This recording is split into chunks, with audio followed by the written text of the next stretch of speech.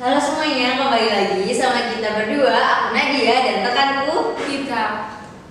Pada segmen sebelumnya kita ditemenin sama Putia selaku dosen IPA. Nah, segmen kedua ini kita ditemenin sama salah satu mahasiswa pendidikan IPA, yaitu Ananda Dia Hairunisa. Halo Ana, apa kabar? Alhamdulillah, kabarku baik. Kalian gimana kabarnya? Alhamdulillah.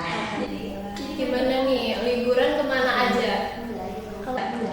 Kalau sejauh ini bolak-balik, kalau nggak ke kampus ya ke lab sih. Tetap di FMIPA aja sih liburanku.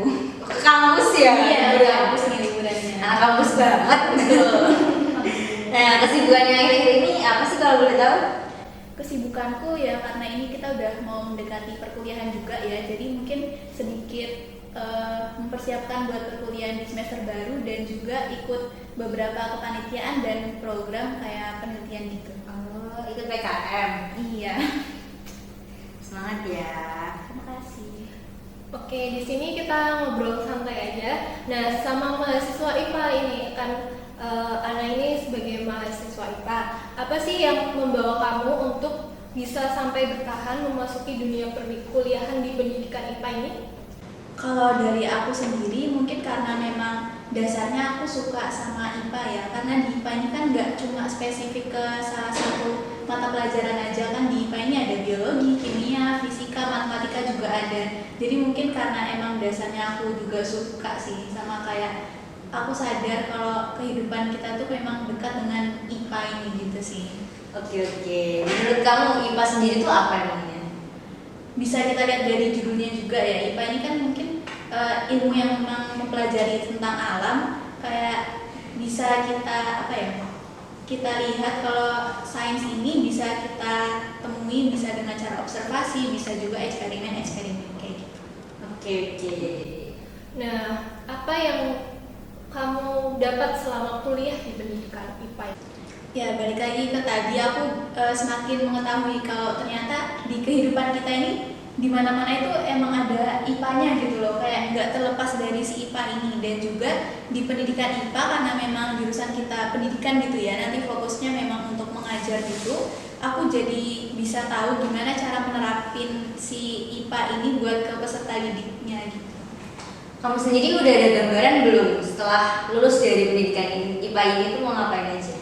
Kalau sejauh ini insya Allah mungkin aku mau lanjut ke S2 sih, tetap di pendidikan IPA juga. Oh, pendidikan sains UNY ya? Insya Allah, semoga doain aja. Amin. Sukses selalu ya.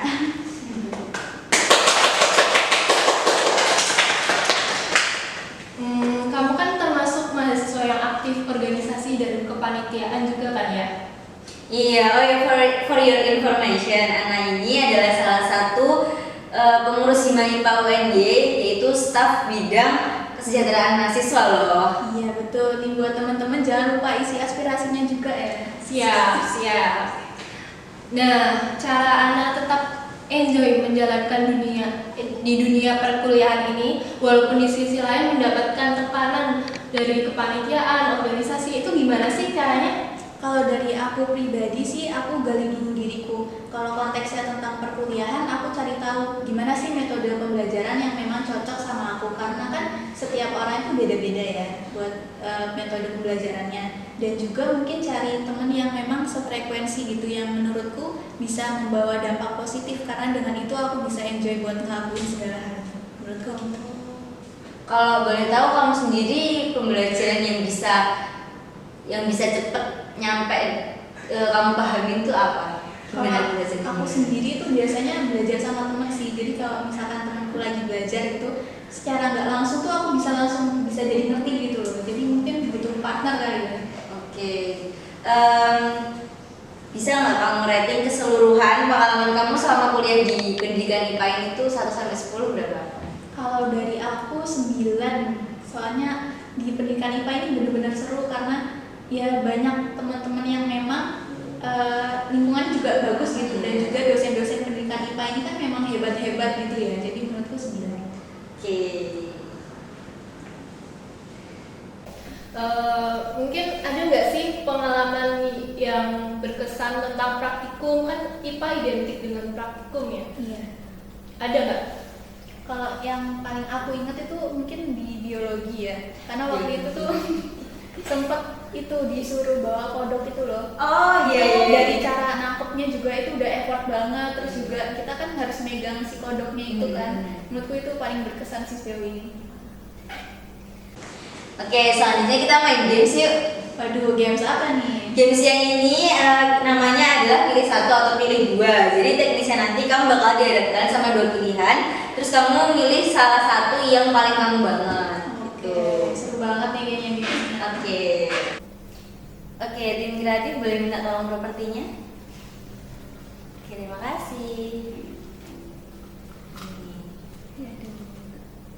Nah, oke, untuk game yang pertama, kamu pilih teori atau praktikum nih?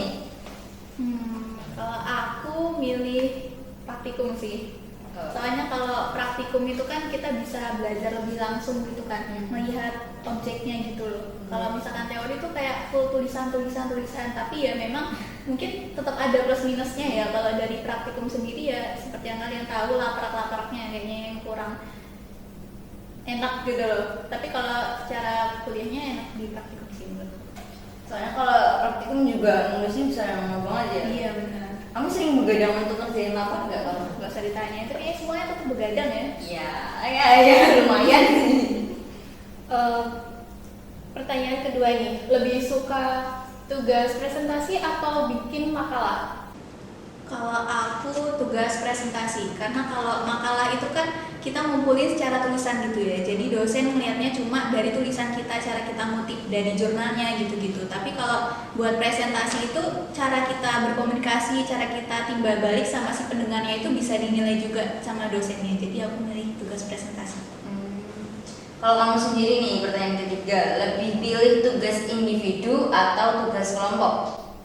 Kalau aku lebih milih tugas individu, karena kalau kelompok itu kan kadang kita nggak tahu ya kesibukan teman-teman yang lain itu kayak gimana, jadi kayak susah buat nyamain sama kitanya. Kalau individu tuh kalau kita punya waktu luang kita bisa langsung ngerjain gitu, tapi ya tetap ada plus minusnya semua sih. Tapi kalau aku pribadi lebih milih individu.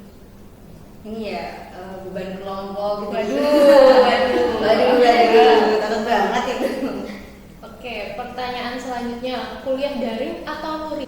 Kalau aku milih kuliah luring, karena kalau daring itu kadang kita bisa ke distract gitu loh. Kayak nanti tiba-tiba mungkin ada yang disuruh ibunya ke warung atau ngapain gitu kan. Jadi kalau daring itu kayak nggak fokus ngedengerin penjelasan dari dosen. Sementara kalau luring itu mau nggak mau kita tetap dengerin nggak sih, meskipun cuma ngangguk-ngangguk gitu. Jadi secara tidak langsung tetap bisa masuk gitu kalau luring.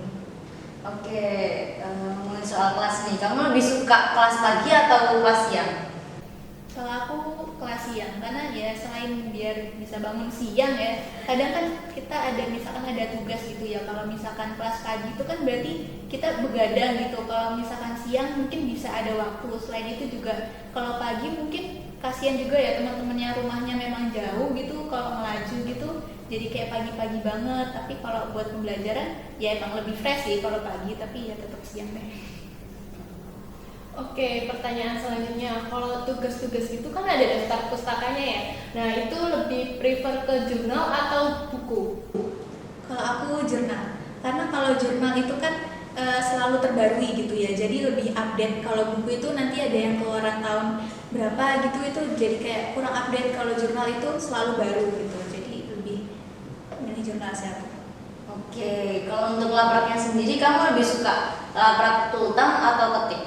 Ini jawaban semua orang kayaknya bakal milih ketik, karena kalau tultang ya capek banget ya, karena kita juga ada marginnya juga. Tapi ya dari tulis tangan itu juga tetap ada positifnya juga sih, kita jadi bisa tahu apa yang kita tulis gitu, jadi lebih masuk otak. Tapi ya agak capek ya kalau misalkan banyak ya. Oke, untuk tugas sendiri kan biasanya ada tenggang waktunya ya. Kayak kamu tim deadline atau on time? Kalau aku tim bingung juga sih, tapi mungkin lebih ke on time ya, karena kalau deadline tuh mungkin ada pengurangan juga nggak sih kalau dari dosen gitu, dan nggak tenang juga gitu lah hatinya. Kalau on time itu kan kita bisa apa ya, lebih ngerjain tugasnya itu bisa santai, terus juga mungkin bisa lebih lengkap daripada deadline yang terburu-buru gitu. Oke. Sampai situ aja gamenya. Terima kasih untuk Ana yang udah menyempatkan hadir di podcast Hima IPA ini. Terima kasih juga udah undang aku buat datang ke sini.